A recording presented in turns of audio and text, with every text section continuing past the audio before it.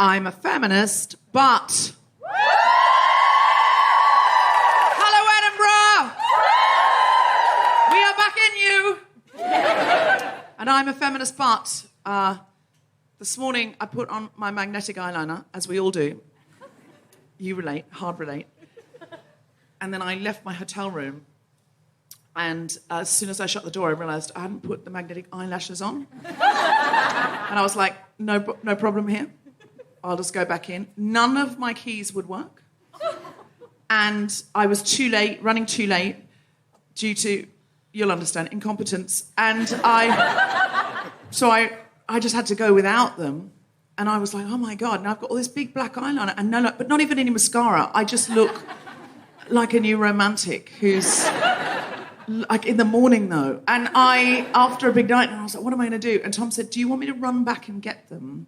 And I said, because it's only across the road. And I said, no, because you're not going to get them. He said, I could bring them out to you on the stage. And it could be like a funny bit. And I thought about that for a good 30 seconds before I said, I don't think my feminism has hit the point of making a man run to get my magnetic eyelashes, run to get my eyelashes, and then performatively put them on stage in front of an audience of hundreds of people. I'm too ashamed. Now, if I were Beyonce, I would have just gone, yes. So it turns out the bit that's not feminist, I'm realising while telling you, is not that I wear magnetic eyeliner, is not that I went back for eyelashes, it's that I didn't say to a man, God damn it, yes! Bring me my eyelashes! I am a queen! I will put them on Edinburgh on a raised pedestal! Ah, damn it, next time. I'm a feminist, but... I'm sad that the Edinburgh Fringe doesn't give out an award for best coat. Because I think I'd definitely get a nomination at least. For the podcast listeners at home, I'm wearing a very nice coat. It's got major Big Bird vibes. Oh, I'm calling it Big Bird energy. That's what I'm bringing. I love it. Someone told me I look like Cruella de Vil, who hates ducklings. For the listeners at home, I look like Cruella de Vil, who hates ducklings. If you're imagining that, you've got the coat. I'm a feminist, but with these gorgeous nails, I know people listening to the podcast can't see my gorgeous nails. Can you just confirm they're gorgeous? But every time I blow my tire, and that happens a lot, okay, I would blow anyone to change those tires.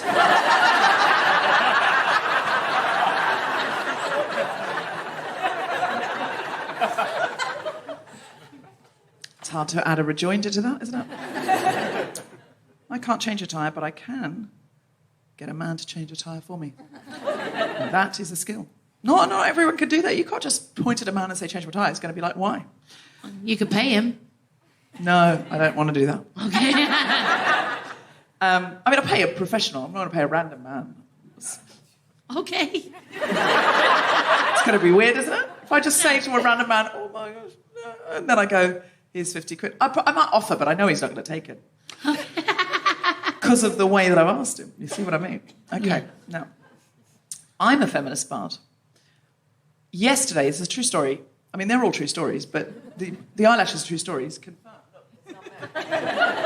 But this sounds, like maybe I've made it. I haven't. I could show you the email.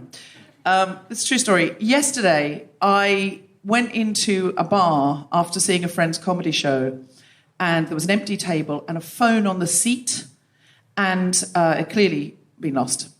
And I thought, I'll hand it into the bar. But then I saw on the front of on the phone, the person on their screensaver had put their email address. So it didn't say, please email this address, it just had their email address. So I thought, So I thought, that's brilliant. I'm going to do that now. We should all do that. That's fantastic. So I emailed the person, it was called Pam, and said, hey, I've just found your phone. This is the bar. This is the place. I've handed it in at the counter and you need to go and ask for this name and you're going to get your phone back. and signed it off, and it had my signature on it. And I thought, and I didn't think anything more of it, but I thought, oh, wouldn't it be lovely, because I'm at the Fringe, if that was someone who knows the Guilty Feminist? Because that would be really nice, wouldn't it? It'd be really nice for them and for me if they go, oh my God, Deborah from the Guilty Feminist just found my phone and emailed me this, and then I'd be like, oh my God, you're a Guilty Feminist. So I had this little fantasy. Fantasy about meeting a Guilty Feminist, little fantasy, how you do. It just occurred to me. And then I didn't think anything more of it. I forgot about it. And then this morning, I got an email that says, Dear Deborah, thanks so much for handing my phone in. I was having kittens. I thought that's potentially a Guilty Feminist would say I'm having kittens, wouldn't they? She said, I saw your show years ago called How to Get Almost Anyone to Want to Sleep With You. And I always remember the bit about I'm a Scorsese movie in a hat. Okay, it's not clear to you, but it was a whole long metaphor about how to think about yourself. The show was about sexual confidence. It wasn't really about shagging. People often misunderstood that. Point is, it was a very successful show. Ran for some number of years. People loved it. Gave people a lot of sexual confidence at times, but I wouldn't do it now because it was a little bit like, it was the noughties. It was men alike, women alike. I wouldn't do it now.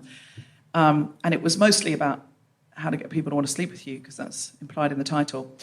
So I don't think I've ever told you about it, I'll be honest. She said, it really had an impact on me. I blossomed and grew in confidence. Take care and keep on, Pam. Oh. So I thought, well, that's really nice. Not what I was hoping for.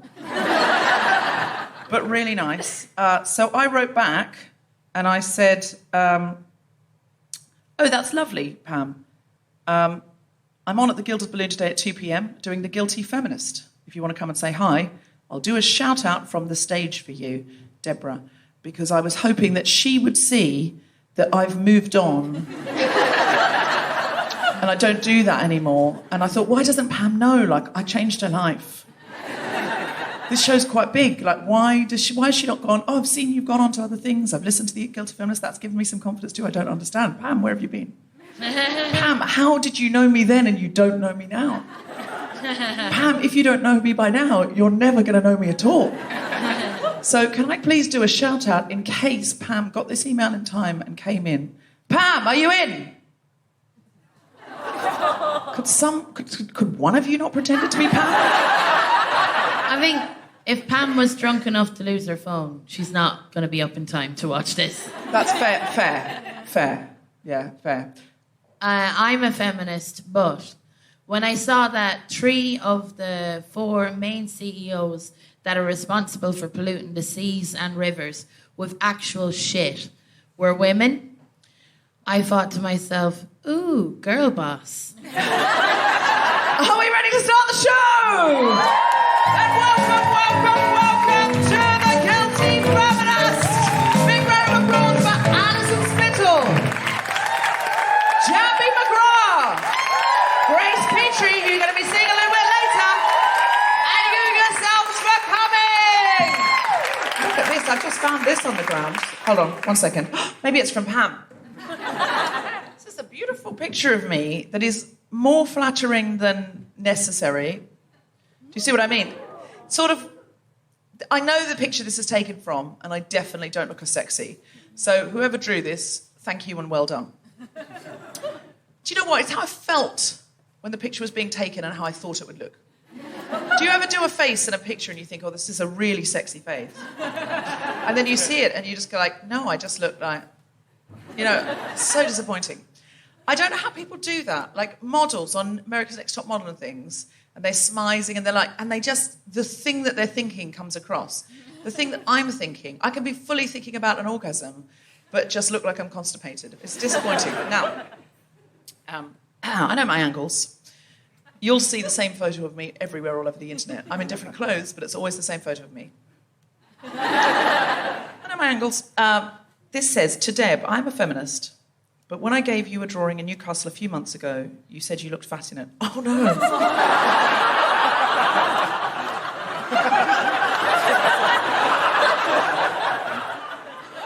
So I've redrawn it and tried to make you look skinnier. I think is, the thing is, I'm not thin. I've been all different weights. And I said, I don't identify as thin, I don't identify as fat, and I have friends who are thin and friends who are fat. I identify as mid-size. I think probably my objection was, that doesn't quite look like me. That looks like somebody who's a larger size than me. Is that... The point is, thank you for the drawing, which obviously, I sincerely felt was sexy, because I said it before I read...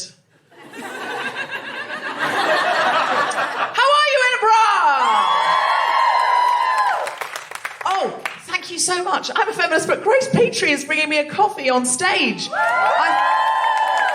you so much. I didn't get a chance to have a coffee this morning. I thought Ali, our stage manager, was going to kind of discreetly do it, but I love the fact that it's been brought to me by one of the most famous folk and protest singers in the country, because it makes me feel fancy. It's still a bit hot. I'll pop it down. Thank you, Grace. All right, so Edinburgh. It's been a while. I don't know if you've noticed. We've had all sorts of global pandemics, and here we are now, allowed in the same room, breathing the same air, just like it's normal. It's so exciting. This house is completely full, except for the seats that have been left for the Edinburgh television producers who are off somewhere snorting coke off someone else's flyer.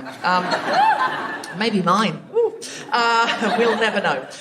So I just want to know, I've been asking audiences all around Britain, UK, Australia and New Zealand, what acts of feminism they've done since I've been able to see them last, because it's been a long time on Zoom and I didn't enjoy the Zoom era. I don't know if you did. I didn't. This show's always been a live show from day one. We had an audience, not a big audience at first, but we had an audience, and we ended up with a huge audience. We were at the Royal Albert Hall right before lockdown. And so it's just so exciting to be back after spending all this time, not even with another comedian in the room. It's just so wonderful. So all I want to do is talk to you now. I just want to be with you. You don't have to talk to me if you don't want to, by the way. I'm not going to come along and say, you, sir, do you have a job? I'll laugh at it. No, I'm not that kind of comedian, and this isn't that kind of show. Whatever your job is, I'm sure it's wonderful. It isn't... What is it? What was it? A client manager. Well, it depends what kind of clients they are, doesn't it? What kind of clients are they? Video game developers. Are any of them women? Some of them, yeah. Yeah, there you go. See, what you're doing is diversity and inclusion for video games, sir. Yeah. I don't want to impose gender upon you. You're a man. Are you a cisgender man? Yes. Great, okay. And you're doing video games for a living? Yes. Yes, okay. And do you listen to The Guilty Feminist? You don't? It's all right. I just said I wasn't going to laugh at you for having a job. We might laugh at you for not being a feminist if it turns out that's he's a feminist. I told myself I would do my homework and then I forgot. So Oh, what a lovely man. What's your name? Andrew said, oh no, I am a feminist, and I promised myself I would do my homework and listen to this podcast, and then I forgot. So relatable, Andrew. Which of us have not gone to a show? Oh, I thought I'd listen to this. I have gone to a music gig with a friend. I thought I must listen to some of their songs so I can do some of the lyrics and things like that and sing along. And so Andrew's too busy doing feminism to be listening to. He's not had time. He's doing video games and feminism. He's changing the face of video games by including women and reshaping the business. Andrew's busy. Andrew, listen, you're going to listen to this episode because you're featured in it. So this is an incentivized situation for you. You want to know what made the edit. Excellent. But you do identify as a feminist. Did someone bring you here today? Who brought you? Sonali. Are you friends? Dating. I didn't want to assume, but I was hoping. So you're dating, okay? And you've brought him here. Now that sounds like, given you've sat him in the front row, you were hoping he'd learn. Oh, he chose the show. Then you've not been dating long. No, I know this ploy.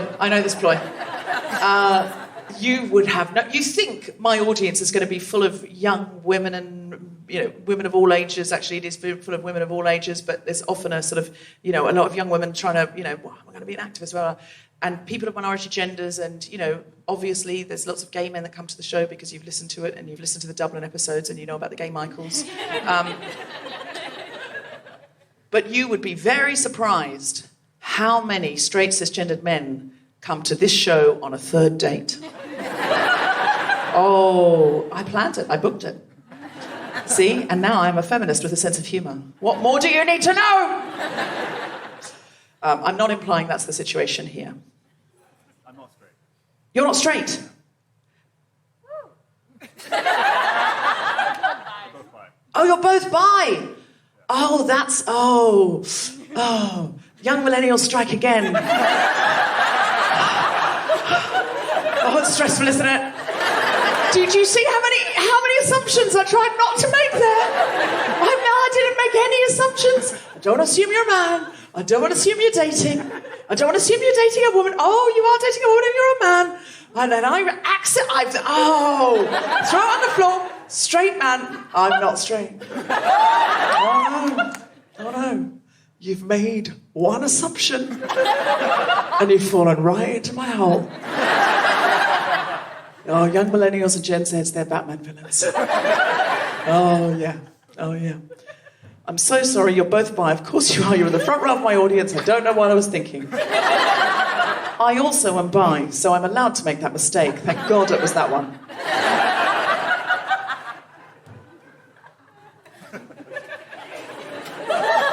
I will not assume you're monogamous. I will not assume... We're not. Okay, great. Quite a stressful morning, if I'm honest. I didn't get to have any coffee, and this is the first foray into the audience. Now, what I normally ask is, has anyone done any acts of feminism since I saw you last? And some of you will have heard me doing this on the podcast because I'm trying to find out what people have done around the country and around the world, in fact. And I'm asking for an act of feminism that would intimidate nobody. I'm looking for the smallest act of feminism that you think it's just going to encourage others, so other people in the audience are going to go, I can do better than that. That's what I'm looking for. Now, in Stratford-upon-Avon, somebody there said, put her hand up and said, I said, a small act of feminism, tiny. She put up her hand and said, I co-founded. I said, no. Most people will never co-found anything. You have to understand, we're looking for something minor, mini. Has anyone got anything? Woo! Yes? Sonali. A few years ago, my mum from India was visiting me. I'm Indian. And it's the first time I had her all to myself, away from my father and my brother. So we got to know each other better as adults, built up a relationship more as adults, became friends, told her about, the guys I'm dating, made her sit down and watch Queer Eye so that she could learn more about gay people. At the end of it, she said her favorite was Stan France. And I'm like, Mom, you realize not only is he gay, but he's British, Pakistani.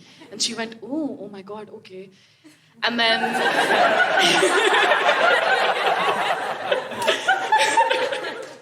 Continue. Yeah, so just as a context, we're middle class, kind of slightly conservative ethos, but my mom's been growing with me. Then we were in a mall in Manchester, and I spotted an Ann Summers, and I took her in with me to the back of the shop. Yes. I'm pretty sure... Go on. I'm pretty sure the salesperson was very confused because I don't think you get many mother-daughter duos coming in. No. So she saw us and was like, I don't know what's happening here, but I'll still be professional. My mum looked at some... I'm sorry, this is going to get a bit risky. She looked at some anal plugs and was like, what is that? And I turned to her, I'm like, many people use it, but I guess most famous... What were you looking at? Anal plugs. Anal plants? Plugs. Oh, plugs. I was imagining, I was like, I haven't been into Ann for a while, clearly. Fun for the anus. And then I was like, many couples use it during sex, but most famously associated with gay couples, I guess. She's like, I did wonder how they have sex. I'm like, yes, that's one way, I guess. And then she turns to me and says, so how do lesbians do it? And I'm looking at my 60-year-old teddy bear of a very cute, innocent mother, and I say, well, Mum, again, there are different ways to do it, but I guess they focus a lot of the times on the clit. And then she looks at me and says, it is all about the clit.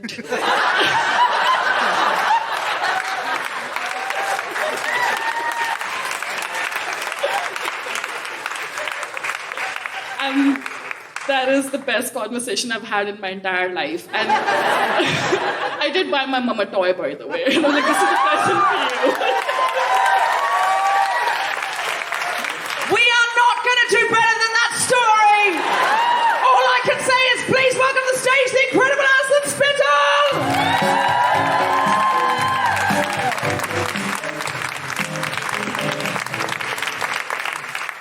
Hey, Deborah. Hello, Alison Spittle. How are you feeling? I'm feeling okay. How are you? Oh, it's the last day of the Fringe. Absolutely depressed. Are you? Why? I don't know, I just woke up this morning and I was just like, what is life for? You must find eggs. So those are my two things. Finding the meaning of life and finding a poached egg. Did you find either? I got a poached egg. Well, Well, listen, I'm so delighted. I saw your show yesterday. Oh, yeah. And I couldn't believe it wasn't nominated because I just thought it was one of the best shows I've ever seen. That's very kind of you, Deborah. I couldn't Me stop neither. Joking. I just found it so hysterically funny. You've got one more today, but it's sold out, yeah? Yeah, it's sold out. It's called Wet, and it's about aqua aerobics and getting the coil in that made me want to kill myself. But it's funny. So, yeah. No, it's really, really funny. Are you going to tour it? Hopefully, yeah. Isn't that the next thing that we try and do after the Fringe? Yeah, it's tour the show. I sound a lot sicker than I am. I'm fine. This is just from karaoke. I'm delighted to hear that. Alison, Yeah. what's the best thing about the Fringe for you? Oh, the best thing about the Fringe is having people that you meet like 3 times a year, but seeing them every day. So it's like a wedding every day. It's like your own wedding every day, and you're just fussing and worrying about your part to play in it. But everybody is essentially having a good time. I mean, there are a few people crying at it, but it wouldn't be a wedding without that, would it? That is the best description of the Fringe I've ever heard. Thank you. My description of the Fringe is crying uphill in the rain while having the time of your life. Oh, yes. The first ever time that I did the Fringe, it was terrible for me. I had a documentary crew following me from Ireland. Did you know about that? Yeah, no, yeah. They were allowed. Essential documentary crew. Oh, I've got a court order against them now, you know. My first ever show was called Alison Spittle Needs an Agent, right? Because I wanted an agent at the time. It was a cry for help that went unanswered. Very much so.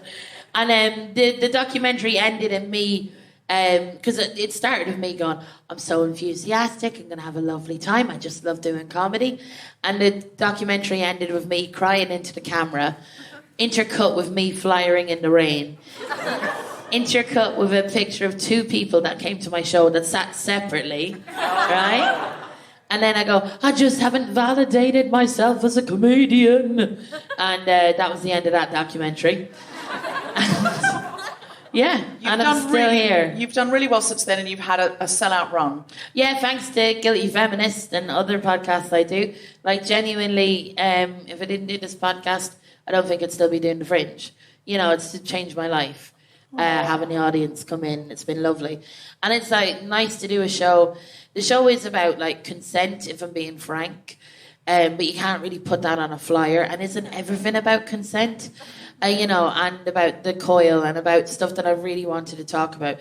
And it's stuff that I was always afraid to do as a stand-up comedian when I first started. I used to get compliments for not doing comedy about my vagina. And I was a misogynist when I first started doing stand-up comedy. Like, I was one of those reversey ones. Like, and I would be like, yeah, fuck those bitches. I don't do comedy about my vagina because I've got so much more to talk to. There's so much more to me than my vagina. But genuinely, the reason why I didn't when I first started doing comedy was just fuck all what's happening to it, do you know? So it's hard to write about stuff. It's like being involved in a war, do you know? And you're just doing the admin. You're photocopying. But one day I'm going to get called up. And when I do, I'll be very afraid. But I'll do it. So yeah, it's been a nice journey. Well, I can't recommend your show highly enough. So I really, really do hope that you tour it. It's absolutely incredible. We have another comic on today who is also going to join us here and also there. So, are we ready to see some stand-up comedy? I'm ready. Then put your hands together and make incredible woohooing noises for the wonderful Njambi McGrath!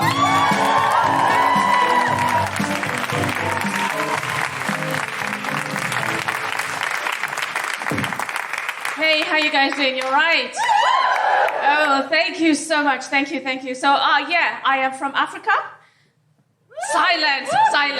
Usually they tell us to fuck off, but I'll take the silence. But you guys seem like a good crowd.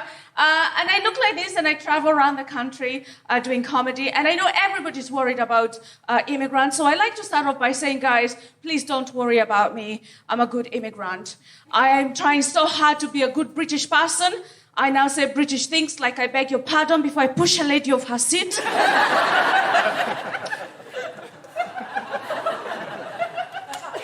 And like most Africans, I was raised with good Christian values, like loving my neighbor. His wife doesn't know.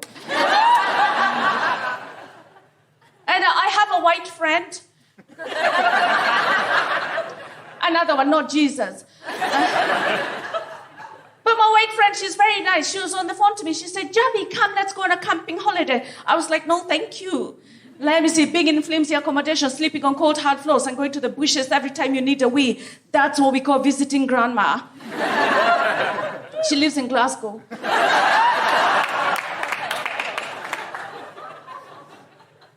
I was in Waitrose today, and not shopping, I just like the smell of money. And there was a very posh woman in there. She leans over to a 2-year-old and goes, darling, what would you like for supper? So I stopped to listen, because giving a child options is a whole new thing to me. My mother gave me options like, do you want food? And then she would give it to me and shout, don't eat everything. Think of all the obese children in America.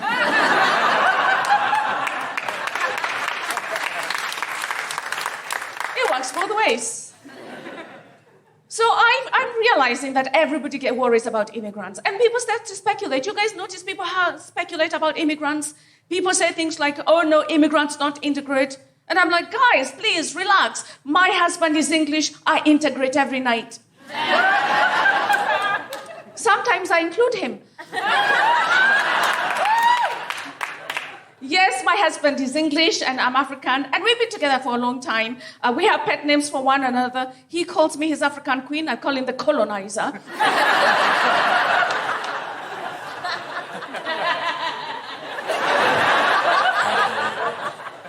And yes, my husband is white and I'm black. Obviously, our children are grey. And we met when I was studying in New York. It was love at first sight. He spotted me from across the room and we fell in love. After 2 weeks, he proposed. 2 weeks, he proposed. And I obviously confirmed he had a British passport. You don't want to say yes and then find out on your wedding night he's from Bulgaria. You'd be like, oh, I am so sorry. Wrong GDP. Sorry. Sorry. And you know, I got so worried when we decided to get married because, like, mixed-race relationships can be very problematic. Because, like, my mother, she's a very staunch Christian. His mother is a very staunch racist. And I know people like to stereotype. People stereotype too much. You guys think people stereotype too much? People stereotype so much, all the time. People say things like, white people can't dance. Black people can't swim. Well, I swim every day, but I can't dance.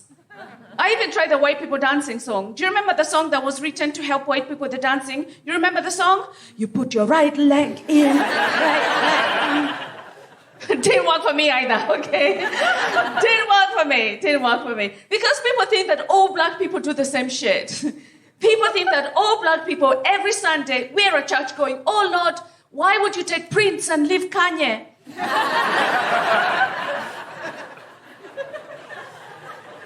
It's not what we do. It's not what we do. But you know, they say that when you travel, you find out something about yourself. So I came to Britain, I found out I was black. I didn't know.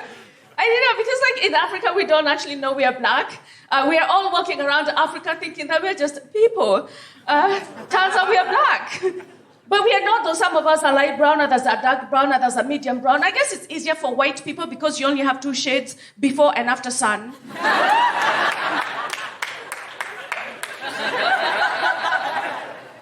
But we are in the middle of a culture war. You guys know this, we're in the middle of a culture war, huh? We're in the middle of a culture war. But you know what? Race issues have been going on for a very long time. Even Hitler tried to create a super race. Yeah, Hitler wanted people with fair skin, blue eyes, blonde hair. Now, you've seen Boris.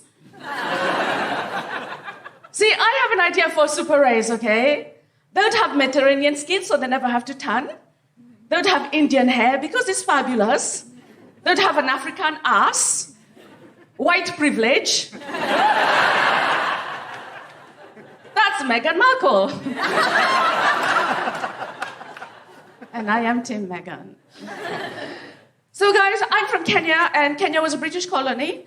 And Kenya and Britain went to war. You don't know about this war because we won.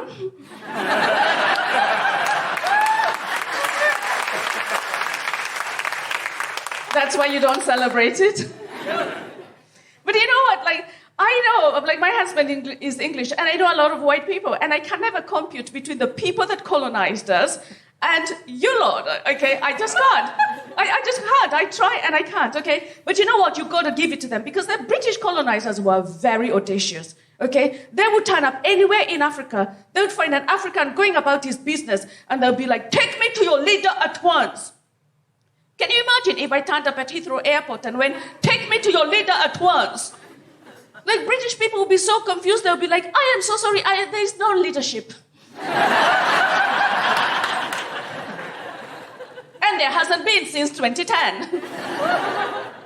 And when the British arrived in Kenya, they found that we were polygamists. And they automatically assumed that African women were oppressed, because what they saw was one man with his 5 wives. What we saw was 5 women with a handyman living in a compound.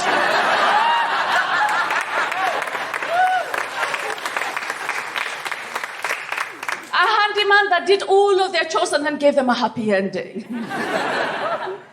And when the British arrived, they found that homosexuality was acceptable in Kenya, and they outlawed it, okay? Like, my great-great-grandmother, she had 4 wives. Not 1, not 2, not 3, but 4 fucking wives. She died of exhaustion. That's my time. Thanks very much. Njambi, McGrath, everybody! Come take a seat.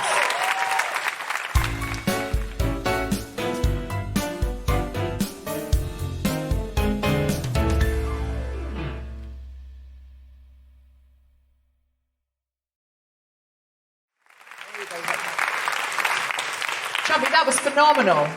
That was really riveting. Thank you so much for doing that for us. How's your run been going at the Fringe? Well, you were talking about crying in the rain. I've been flying in the rain as well. And it's weird. It's such a roller coaster, but it's amazing. Like you were saying, it reminds me of my university days, where I go all night. I go out all night and get pissed with comics, and then regret it in the morning. And I'm thinking, I have to go and fly and talk to people and not be sick in front of people. So it's been amazing, but it's quite a roller coaster. And I've got one more show today, and it's not sold out. Oh, it will be. Let's get on now. that. What time is it? It's at 5:50 today at the Pleasance Baby Grant. I haven't had a sold-out show, okay? So let's make this today their sellout show. Yay! Amazing. It has been, because of the train strikes, a very strange Fringe. I mean, a bunch of things, not just the train strikes. Yeah. The planes have been weird, the transport costs, because...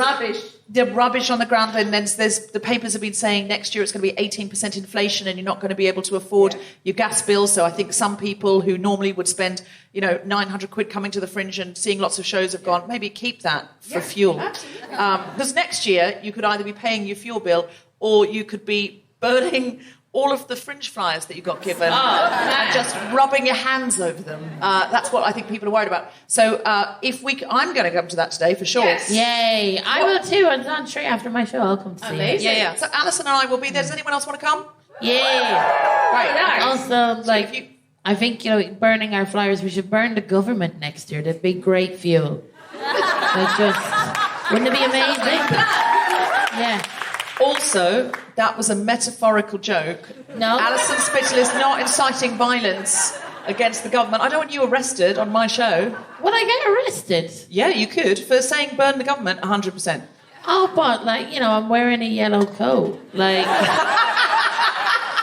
it's clearly a joke, but I'm just adding it's clearly a joke because this government, Priti Patel, she would not... Oh, she'd be the first.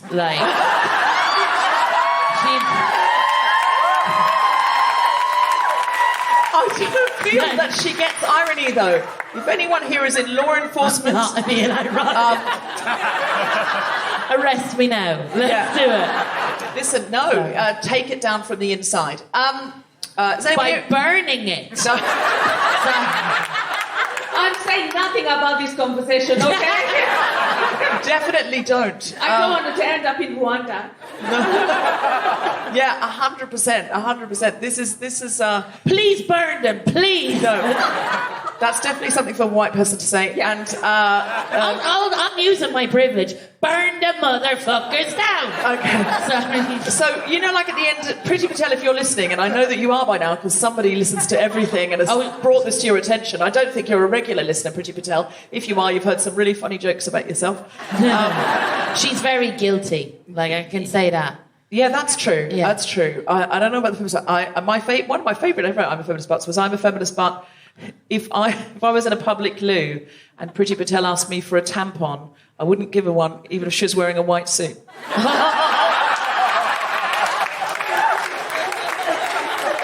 And that's the final frontier for a sisterhood. Seriously, that's the worst. Could you tell us about your book? Because there's some of us are going to come to the show today. Some of you will already have tickets for something else. Hopefully you'll tour it. But yes. What's your show called, just before we... So my show is called Black, and I'm comparing my life now as a comedian living in the UK to my grandmother, who was a comedian in colonial Kenya under very difficult circumstances. She was a comedian in colonial Kenya? Yeah. That's so cool. Fascinating. Yeah. My great-grandmother was a comedian in London, but I never knew this because I was adopted. Oh, wow. So we need to do a double act about grandmothers who are comedians. Seriously, because that would be amazing. Because my grandmother, they were. I'm so sorry. Yes. My great grandmother was in a double act with my great aunt, and do you know when they went solo, my great aunt became a solo comedian, and then she moved to Kenya. Yeah, during that era, she was like in 1910, I think she went out. So that's around the same time my grandmother. Then she was a young girl. That's incredible. Do you think they knew each other? Well, it's unlikely because.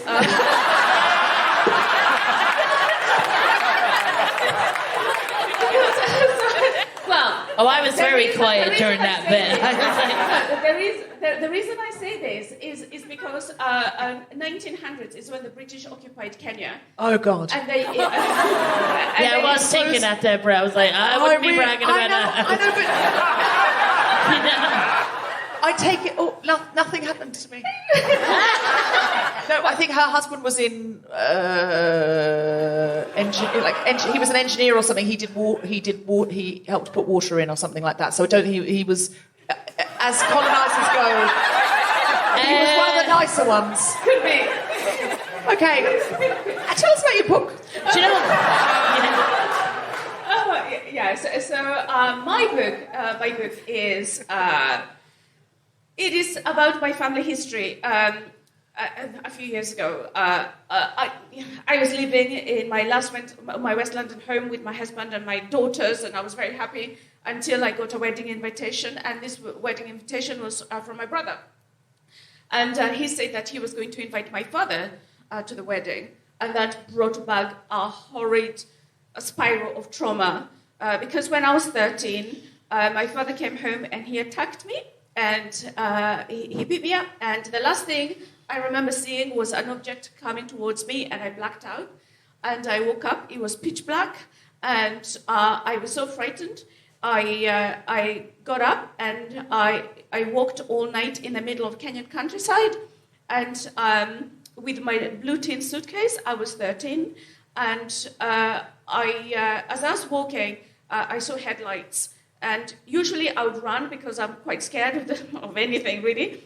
And 2 men got out of the car, and they asked me where I was going. And I said I was going to boarding school, which was obviously a lie because I was bleeding. My night dress was covered in blood. So they said, get in the car. So I got in the car, and they asked me, where is my boarding school? And I told them location where my mum was. So my mum had fled under similar circumstances, and she was working night shift, and she came out of her night shift to see me standing there with my suitcase covered in blood and all swollen. And so that's the last time I saw my dad. And so many years later, to then have the real chance of coming face to face with him brought out a huge amount of trauma. And that's what the book is about. But it's also funny. It's also funny. It's about my discovery. It's about trying to reconnect with him and a series of things that took place. I don't want to tell you too much because I don't want to ruin your enjoyment of reading the book. But we are who we are because of what happened. And I didn't realize the trauma that we still bore as a continent.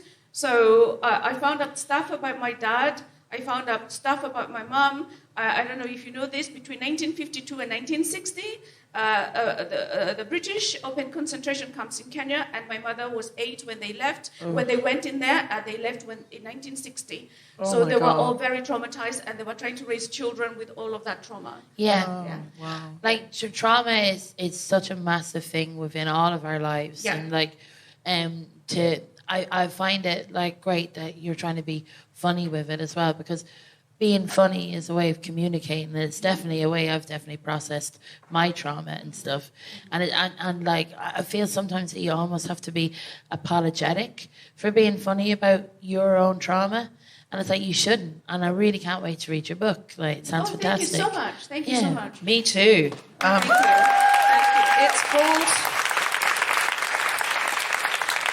It's called Through the Leopard's Gaze. Yes. And it's available now in paperback, hardback? Yes. So it's available in all good bookstores. Do you like saying that? And if I wrote a book, I'd love to say that, you know? And if they don't stock it, then it's not a good bookstore. Because one of the challenges of being a black writer is also getting our books to shops, because they say black people don't read and black people don't write. And so you can prove to them that black people do write and black people do read by actually asking for the book, because even marketing our work can be very difficult. So this is what my publishers have found. But you can also get it directly from my publishers. They only publish black books because major publishers don't really publish black people. So it's Jacaranda Music, so that's my publisher, or you can buy directly from my website. And if you want to sell your soul to the devil, you can buy it from Amazon. I'm so excited to read it, and I'm so excited to see your show Black Black this afternoon. You've also had a hit Radio 4 series, successful Soho Theatre runs, comedy specials on Amazon Prime, Next Up, and BBC iPlayer. So you can check out Njambi's work in all of those places. And you are also the Hackney Empire New Act of the Year.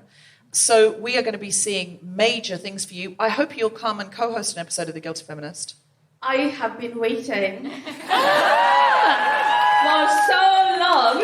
Have you? Yeah. Nobody told me. I've been waiting for so long to hear those words, Deborah, and I would love to do it. Well,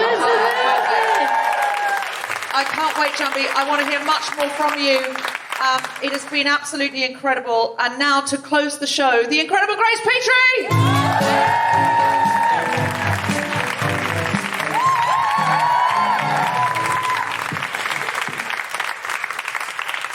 Grace, how's your show been going? I've loved it, mate. Yeah. It's honestly, I think, one of the most necessary shows I've ever seen. Oh, crikey. And I don't necessary doesn't sound like an enormous compliment for a comedy show. So I will also say, gosh, that was necessary. I will also say really, really funny and incredibly moving. I've seen it twice. once at the gate of an airport when we were on tour together. I was the only audience member, obviously.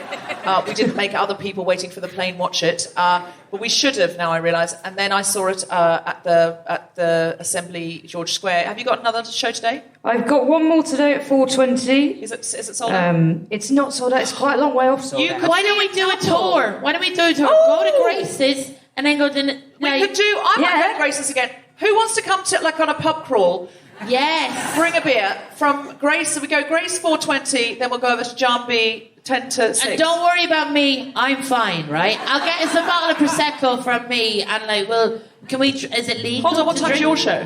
Don't worry. I'm at a 4:45. Are you sold out there? Exactly, so don't worry about me. And I'll spiritually... I'll get some Ferrero Rochers. I feel that's feminist. Okay.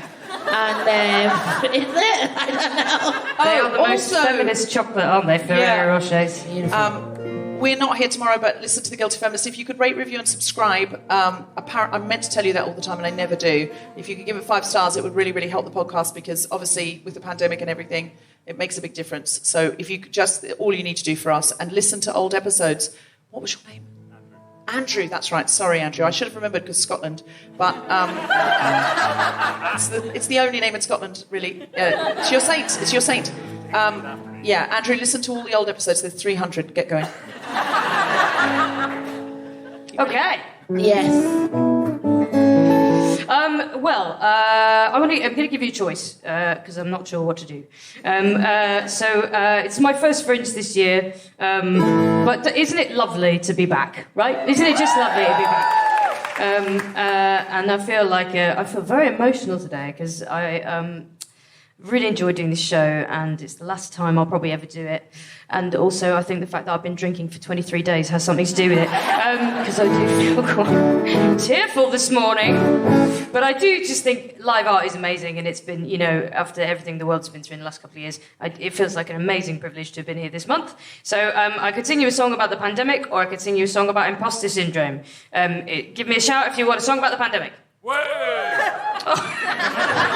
You can meet me afterwards, I'll do it for you. Give me a shout if you want a song about imposter syndrome. Okay. The other one would have been a bit more feel good, but you do you. I feel very proud of myself for doing a comedy show because I'm not a comedian, I am a singer-songwriter. But I've done this show with no music at all, so I feel proud of myself for stepping out of my comfort zone. And this is a song that I wrote about feeling like I'm not qualified to be doing what I'm doing. But I feel like after I've had a really nice month, I feel like I'm proud of myself, so I'm going to sing this song. It's called Nobody Knows That I'm a Fraud. And it goes out to, give me a shout if you've ever suffered from imposter syndrome. Oh, wow, blimey. Deeply underconfident crowd. You love me? Thank you very much. Mum's in. Yes, it is. I'm a protest singer, by the way. So I sing like left-wing politics songs. You need to know that for the first line, otherwise it doesn't make a lot of sense. I don't watch PMQs as often as you might expect. I only live tweet question time for comedic effect. There it is. That's the comedic effect. We should go on tour together, baby, you and me. I've never read Virginia Woolf or any Bertolt Brecht, and nobody knows that I'm a fraud. It's often been alleged that I'm as hard left as can be, but my idea of edgy is an unknown brand of tea, and I'm not even veggie, let alone dairy-free. Nobody knows that I'm a fraud.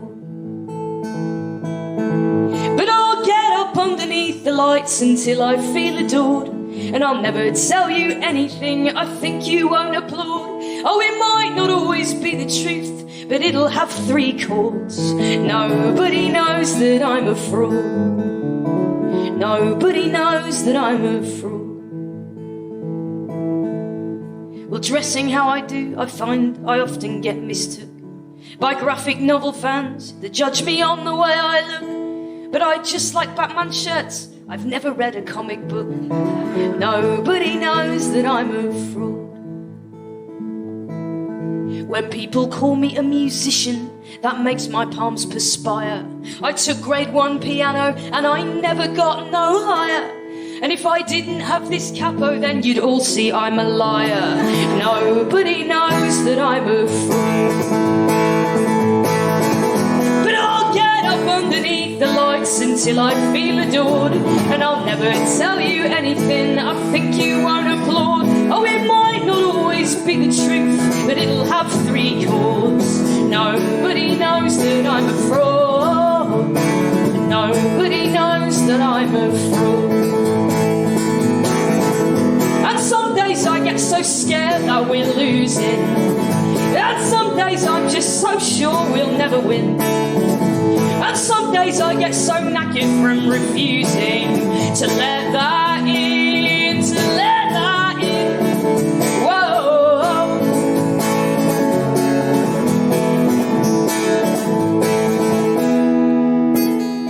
Well, some days life feels like a play that you have not rehearsed. But one thing's true of all of us sharing this universe is we could all be doing better, but we could all be doing worse. And everyone you know feels like a fraud. Come on and get up underneath the lights until you feel adored, but never tell them anything you think they won't applaud. Yeah, it might not always be the truth, but it'll have 3 chords. Nobody knows that I'm a fraud.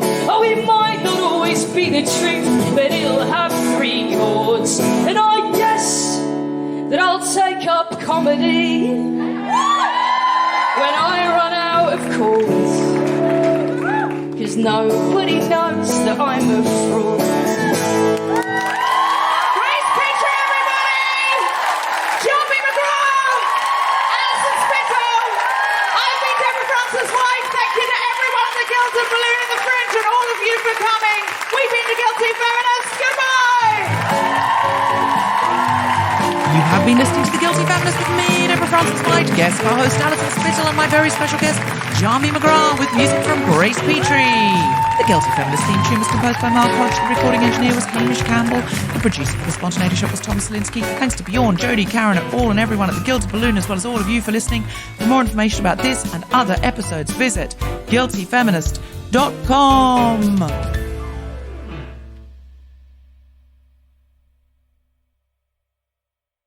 The Guilty Feminist is provided exclusively from Acast. Find it wherever you get your podcasts.